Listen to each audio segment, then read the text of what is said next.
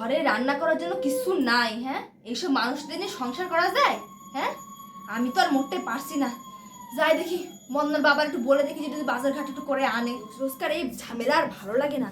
ও মদনার বাবা, কানে কি কথা যায় তোমার? বাজার ঘাট ঘরে নাই, একটু করে নিয়ে আসো যাও। শালা বাজার করতে করছে, কি করি দেখি টাকা পয়সা কি আছে। ইরে বাবারে, কাম সারছে, টাকাতে একটাও নাই। দেখতেছি দেখি। আমি তো ডিম পাড়তে পারি, কিন্তু বউ যেন না দেখে। বউ দেখলে তো আর খাবে না।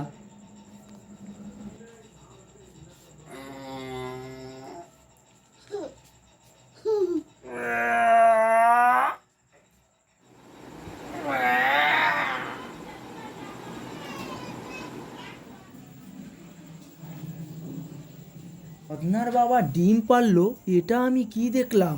এবার আমিও ডিম পারবো।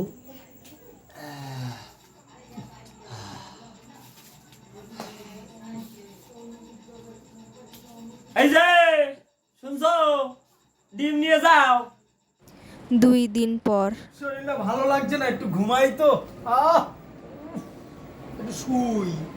আহ আহ। বাবা ডিম কিনে দেবা? খুব খিদে লেগেছে। হ্যাঁ, ডিম কিনে দেবা? কে যাইছে? ডিম কিনে দেবা? খিদে লেগেছে আমার। ডিম খাবি?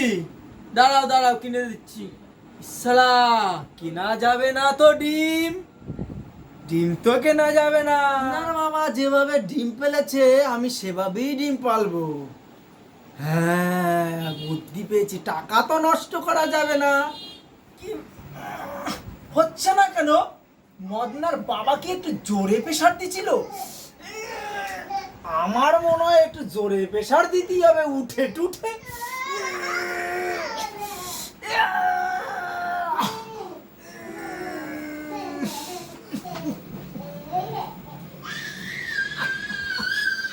মনে হচ্ছে ডিমটা ফেটে গেছে।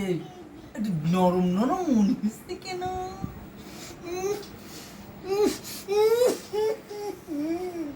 এ কি বেরোয় গেল?